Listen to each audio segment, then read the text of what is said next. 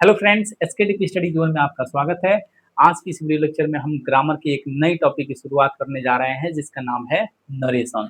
इससे पहले कि यदि आप एसके स्टडी जोन को फॉलो करते हैं या दुनिया के किसी भी प्लेटफॉर्म को फॉलो करते हैं तो सिर्फ एक बात मेरी अपने जीवन में जरूर उतार लीजिएगा, वह यह कि आप कोई भी टॉपिक पढ़ने जा रहे हैं, जैसे कि मैं नरेशन पे ही एग्जाम्पल देकर आपको समझा देता हूँ, तो 3 सवाल आपको खुद से पूछना है। पहला कि जैसे नरेशन पे मैं बता दे रहा हूँ आपको कि व्हाट इज नरेशन। यदि आप नरेशन पढ़ने जा रहे हैं तो खुद से पूछना है कि व्हाट इज नरेशन। दूसरा सवाल पूछना है कि नरेशन क्यों पढ़ें। और तीसरा पूछना है कि यदि आप नरेशन नहीं पढ़ते हैं तो इंग्लिश सीखने के दौर में किस तरह की दिक्कत का सामना करना पड़ सकता है।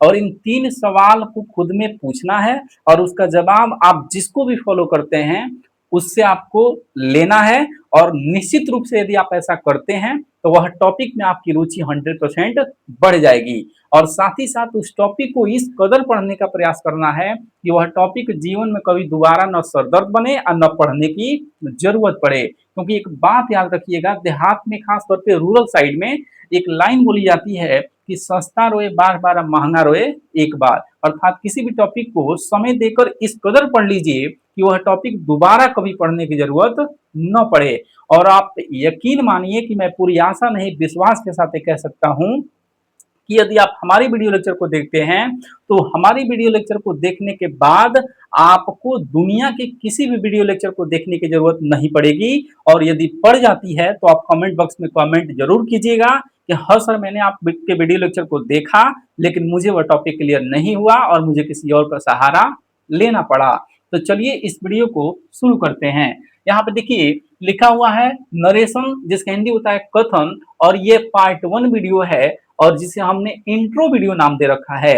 और ऐसे ही नरेशन को कई छोटे छोटे पार्ट्स में जो है बांट करके पढ़ाया जाएगा, जिससे आपको नरेशन कब शुरू हुआ और कब एंड हो गया पता नहीं चलेगा और आपको सरदर्द भी नहीं होगा।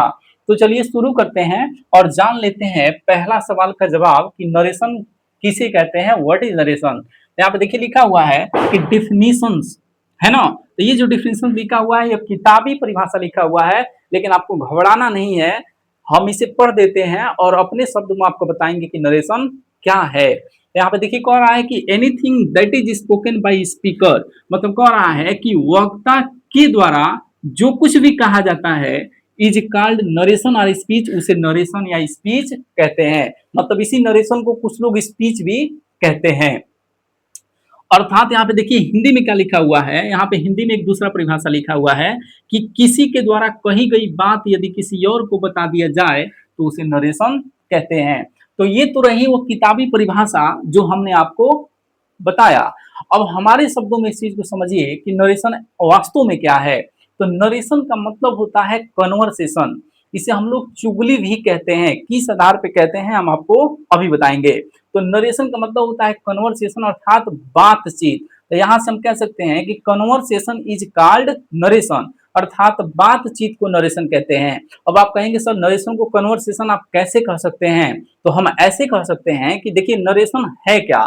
यहाँ पे बोला कि किसी के द्वारा कही गई बात यदि किसी और को बता दिया जाए तो उसे नरेशन कहते हैं। इसका मतलब यह हुआ कि जैसे आपने किसी से आपसे किसी ने कोई बात कही और वह बात जाकर के आपने किसी और से डिलीवर कर दिया, तो इसी चीज को हम लोग नरेशन कहते हैं। और यहां से आप अंदाजा लगा सकते हैं कि कोई ऐसा दिन नहीं है जहां पर आपने किसी से कुछ कहा नहीं या फिर किसी और ने आपसे कुछ कहा नहीं और आप जाकर के उसको किसी और से कहे नहीं। नॉर्मल अपनी फैमिली में आप देखिएगा कि पिताजी ने किसी से कुछ बोला या आपसे कुछ बोला कि बेटा जाओ फलाना से पूछ कर आओ खाली है नहीं है, कोई भी ऐसी बात, तो आप गए पूछे, उसने कहा कि मैं व्यस्त हूं, तो आप आकर के रिपोर्ट करना है कि पापा उसने कहा ना कि वो व्यस्त है कि नहीं।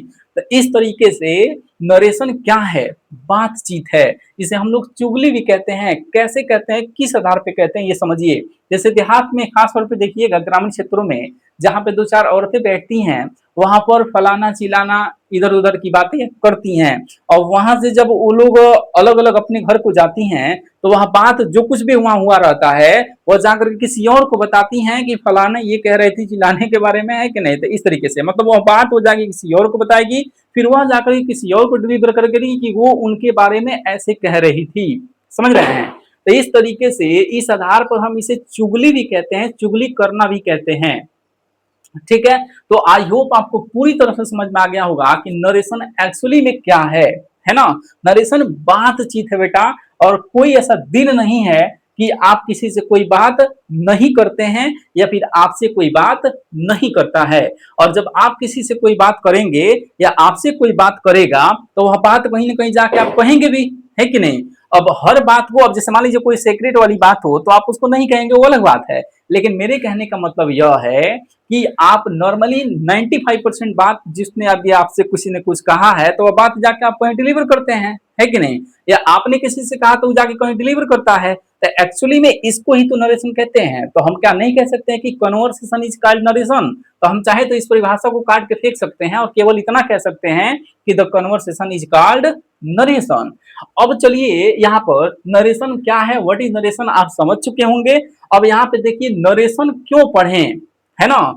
तो यहाँ पे हम जान लेते हैं कि कई छोटी छोटी पॉइंट्स में हम इस चीज को समझेंगे कि नरेशन क्यों पढ़ें, क्यों पढ़ा जाता है। आप कहेंगे कि सर बातचीत को नरेशन करते हैं तो इसमें क्या है, किसी ने कुछ कहा हमने जाके कह दिया हो गया, अब इसमें क्या है कि नहीं।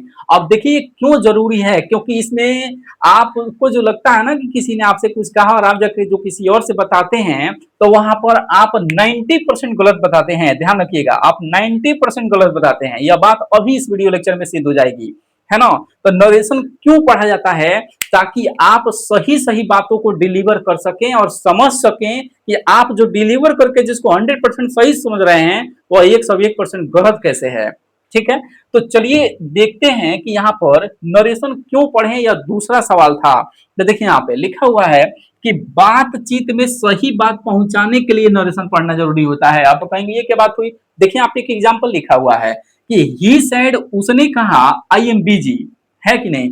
मान लीजिए आपके पिताजी ने किसी के घर किसी को ये देखने के लिए या कहने के लिए भेजा कि जाके देखो कि वो क्या कर रहे हैं, व्यस्त है कि खाली है, पूछ के आइए। तो वो गया, तो उनके घर जब आप गए तो वो बोला कि मैं व्यस्त हूं। तो वही बात यहाँ पे लिखा हुआ कि ही सेड, उसने कहा कि आई एम बिजी, मैं व्यस्त हूं। ठीक है, देखिए आराम से समझिए। जैसे मान के चलिए आपके पिताजी ने आपको मेरे घर मुझसे मिलने के लिए भेजा और कहा कि पूछ के आइए कि वो व्यस्त हैं कि खाली हैं। आप आए तो हमने क्या बोला कि मैं व्यस्त हूं। अर्थात इसी सेंटेंस को यहाँ पे लिखा गया है कि ही सेड, उसने कहा आई एम बिजी, क्या हूं जी, मैं व्यस्त हूं। अब इस बात को जाकर के आप अपने पिताजी से क्या कहते हैं, आप स्वयं में सोचिएगा और बिल्कुल ईमानदारी से बताइएगा। और यहीं से आपको पता चलेगा कि नरेशन पढ़ना क्यों जरूरी हो जाता है। आप जा करके ऐसे कहते हैं और 99% लोग यही कहते हैं। और क्या बोलेंगे, कैसे डिलीवर करेंगे अपने पिताजी से जाकर के आप कहेंगे कि पिताजी वो कह रहे थे ना कि मैं व्यस्त हूं। अब आप बताइए कि मैं का मतलब होता है मैं, इस बात को ध्यान से समझिएगा। मैं का मतलब होता है सिर्फ मैं। ठीक है, तो यहां पर देखिए कि जब आप मेरे पास आए थे और मैंने कहा कि मैं व्यस्त हूं, तो व्यस्त तो मैं हूं, लेकिन आप जाकर के पिताजी से क्या बोल रहे हैं कि पिताजी वो कह रहे थे ना कि मैं व्यस्त हूं। तो आप व्यस्त नहीं है, समझ रहे हैं। मैं मतलब मैं, आप खुद को बोल रहे हैं, खुद आप व्यस्त थोड़ी हैं। आपको बोलना चाहिए कि वह व्यस्त हैं और वह व्यस्त हैं, यह भी गलत है। अब आप कहेंगे कि हाँ सर, हाँ समझ गए, उसने कहा कि, या उन्होंने कहा ना कि वह व्यस्त हैं, ऐसा कहेंगे आप तो क्या ये 100% सही नहीं, यह भी गलत है। अब गलत क्यों है, आपको कहना चाहिए था कि उसने कहा या उन्होंने कहा कि वह व्यस्त थे। मतलब अब इसको भी बोलना है पास्ट में। ठीक है, तो इस तरीके से आप खुद में सोचिए और एनालिसिस करिएगा कि आप जो आकर के डिलीवर कर रहे हैं, बता रहे हैं, वह 99% आप गलत बता रहे हैं। और आप ही नहीं, 99% लोग इसको गलत ही बताते हैं। तो इसीलिए नरेशन को पढ़ाया जाता है ताकि आप सही बात पहुंचा पाए, सही बात डिलीवर कर पाए। अब यहाँ पे देखिए कह रहा है कि न्यूज और रिपोर्ट पढ़ने के लिए। और न्यूज और रिपोर्ट पढ़ने के लिए क्या मतलब है, जैसे मान लीजिए जब भी आप न्यूज पढ़ते हैं, कोई कहानी, कोई स्टोरी वगैरह कुछ भी पढ़ते हैं, तो एक्चुअली में वो देखिए वो पूरी कहानी हो, पूरी पोइट्री, पूरी सप्लीमेंट्री हो, क्या है जी, वो बातचीत तो है कि नहीं। किसी के बारे में समझ रहे हो, या अपनी ऑटोबायोग्राफी हो, या फिर कोई घटना वगैरह हो, तो वो सब क्या है, बातचीत ही है। तो है ना कि किसी ने किसी को मारा, फिर उसने क्या किया, उसने क्या किया, तो इसने ऐसे कहा, तो उसने ऐसे कहा, ये सब क्या है, बातचीत ही तो है। तो ये टोटल नरेशन। तो यहाँ पे कह रहा है कि न्यूज या फिर रिपोर्ट हो पढ़ने के लिए, न्यूज रिपोर्ट पढ़ने के लिए क्या क्या मतलब है, ये यदि आप नरेशन पढ़े रहते हैं तो कोई सेंटेंस को देखने मात्र से आपको पता चल जाता है कि हाँ ये तो बात नरेशन की तरह सेंटेंस को कन्वर्ट किया गया है और लिखा गया है।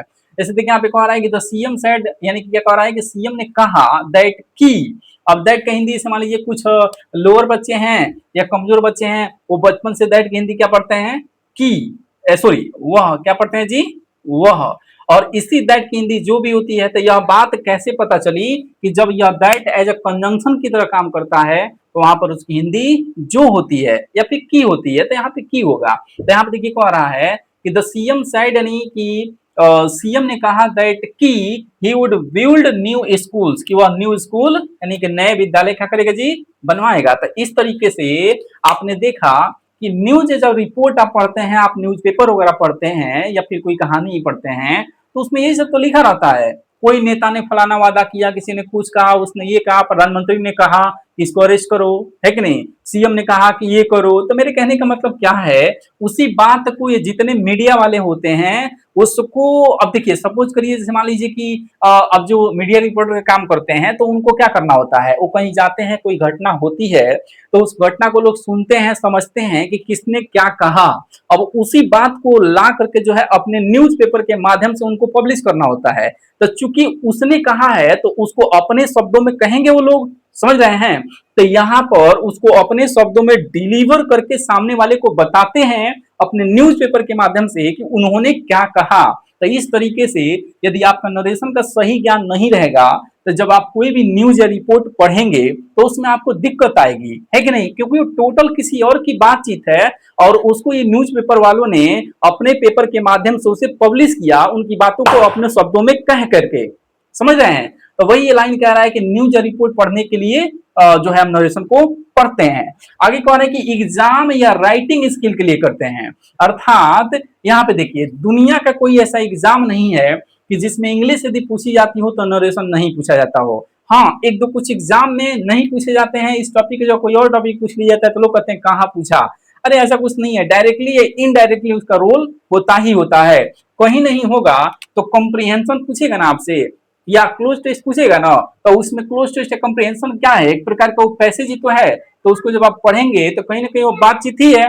यदि वो बातचीत है तो फिर आप बताइए, वो बातचीत को समझेंगे आप तभी तो उसके नीचे लिखे प्रश्नों का आंसर देंगे आप ना।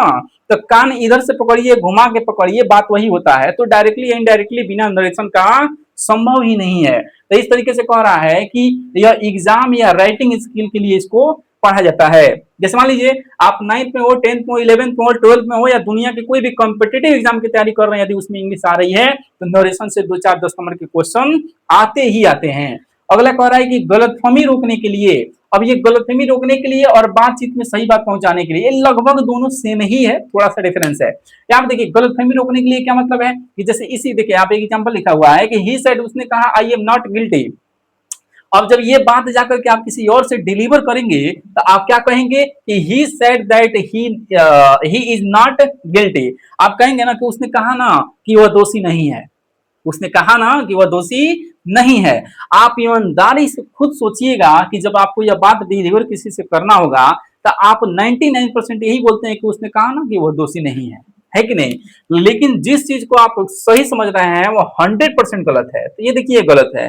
आपको क्या कहना चाहिए था, आपको कहना चाहिए था कि ही सेड दैट, उसने कहा ना कि ही वॉज नॉट गिल्टी, वह दोषी नहीं था। आप ऐसा बोलेंगे कि ही सेड दैट, उसने कहा ना कि आई एम नॉट गिल्टी, मैं दोषी नहीं हूं। तो मैं मतलब मैं बार बार कह रहा हूं कि मैं मतलब मैं, अब मैं कहूंगा कि उसने कहा ना कि मैं दोषी नहीं हूं, तो भाई उसने अपने को कहा और आप मैं बोल रहे हैं, तो है कि नहीं, ये गलती नहीं ब्लंडर है।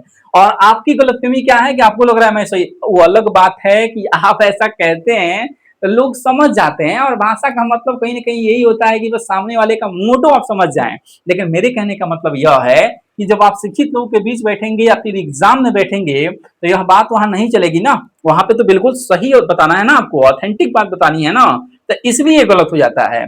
तो आपको लग रहा है कि ही सेड दैट, उसने कहा ना कि वह क्या है जी, हालांकि यहाँ पे देखिए ही लिखा है तो यहाँ पे कोई लोग आई ही बोल देते हैं, लेकिन ही पर भी ये गलत है क्योंकि उनको लग रहा है कि हाँ अब तो वह बोल ही दिए ना, तो उसके लिए वह बोल दिए। है कि नहीं? लेकिन नहीं, ये सेंटेंस जो आप प्रेजेंट में लिखे हैं इसको पास्ट में लिखना पड़ेगा आपको, तब जाकर के सही होगा।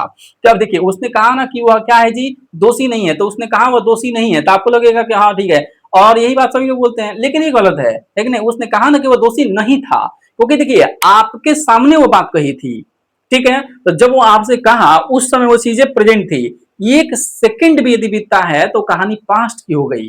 तो जब आकर के आप किसी और से डिलीवर कर रहे हैं या मुझसे कर रहे हैं, तो मेरे सामने वो बात आपकी नहीं है, उसकी बात है। तो जब उसकी बात है तो आपके सामने जब कह रहा था तो प्रेजेंट था, लेकिन मेरे सामने आकर के क्या हुआ है जी, पास्ट हो गया।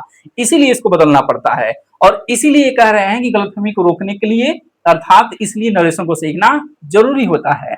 अब यहाँ पे देखिए कह रहा है कि फॉर रियल लाइफ यूज, इसका मतलब क्या है कि यहाँ पे वास्तविक जीवन में इसका प्रयोग क्या है। जैसे मैंने कहा कि डेली लाइफ में आप जो है ऐसा बातचीत, भाई किसी ने आपसे कुछ कहा, आपने किसी और से कहा, फिर वह बात किसी और से किसी ने कहा, आपसे किसी ने कुछ कहा, तो फिर वह बात आपने किसी और से कहा, ये क्या है, बातचीत नहीं है। तो वही कह रहे हैं कि रियल लाइफ में इसका यूज है कि नहीं है। तो इस तरीके से आप दो तीन पॉइंट, अलग अलग कई सारे पॉइंट के माध्यम से आप समझे होंगे, इसमें से नहीं सारे पॉइंट से एक दो पॉइंट भी समझ में आया होगा कि हाँ सर नरेशन पढ़ना क्यों जरूरी हो जाता है और नरेशन क्यों पढ़ा जाए। यदि आप किसी एग्जाम के लिए नहीं बस इंग्लिश को सीख भी रहे हैं या किसी एग्जाम के लिए ही पढ़ रहे हैं, तो उस कंडीशन में से आप नरेशन को जरूर पढ़ें, आपके एग्जाम में वो आए या न आए। क्योंकि यदि आपको इंग्लिश सीखना है आज के माहौल के हिसाब से, तो आप नरेशन से वंचित नहीं रह सकते। अब देखिए तीसरा सवाल वही था कि नरेशन यदि न पढ़े तो किस तरह का दिक्कत का सामना होगा इंग्लिश सीखने के दौर में। तो आप खुद सोचिए, यदि आप नरेशन नहीं सीखते तो ये जो बात आप डिलीवर कर रहे हैं, ये गलत डिलीवर कर रहे हैं कि नहीं कर रहे हैं, कर रहे हैं ना। और ये बात हमेशा दैनिक जीवन में आप बोलते हैं, उसने कहा ना कि ये, उसने कहा ना कि ऐसा, तो मेरे कहने का मतलब जब आप इसको कहेंगे तो वो आप वो अपने लिए मैं बोलेगा तो आप मैं बोलेंगे, और ये हो जाएगा बलंडर, गलती नहीं इसको बलंडर कहते हैं। तो इस तरीके से यहाँ पे नरेशन न पढ़ने से भी क्या दिक्कत आएंगी, आप नरेशन क्यों पढ़े वाले सेक्शन से समझ गए होंगे, ठीक है। तो इस प्रकार से जो है यह नरेशन का पार्ट 1 जो इंट्रो वीडियो था, यह यहाँ पर हमने 3 सवालों का जवाब इस वीडियो लेक्चर में देखा कि हम नरेशन क्या है, नरेशन क्यों पढ़ें, और नरेशन न पढ़ें तो क्या दिक्कत का सामना करना पड़ सकता है। आई होप आपको इतना जानने के बाद नरेशन में रुचि जरूर बढ़ जाएगी, और मैंने आपसे वादा किया है कि यदि आप हमारे वीडियो लेक्चर को कंटिन्यू देखते हैं तो आपको किसी और की वीडियो लेक्चर की देखने की जरूरत नहीं पड़ेगी, और पड़ गई तो आप कमेंट बॉक्स में कमेंट जरूर कीजिएगा, ठीक है। तो चलिए मिलते हैं नेक्स्ट वीडियो में, और नेक्स्ट वीडियो भी ये नरेशन का इंट्रो ही होगा, जिसमें हमने इसमें तो केवल ये बताया कि नरेशन क्यों पढ़ें, नरेशन क्या है, और नरेशन न पढ़े तो क्या दिक्कत आएगी। तो अब अगले इंट्रो वीडियो में हम ये जानेंगे कि नरेशन कितने प्रकार के होते हैं, और नरेशन से संबंधित और भी छोटी मोटी कई सारी बातों को जानेंगे, और फिर जो है हम डायरेक्ट से इनडायरेक्ट कैसे बनाते हैं यह बात हम सीखेंगे। तो चलिए मिलते हैं नेक्स्ट वीडियो में। Thank you for watching this video. जय हिंद, जय भारत।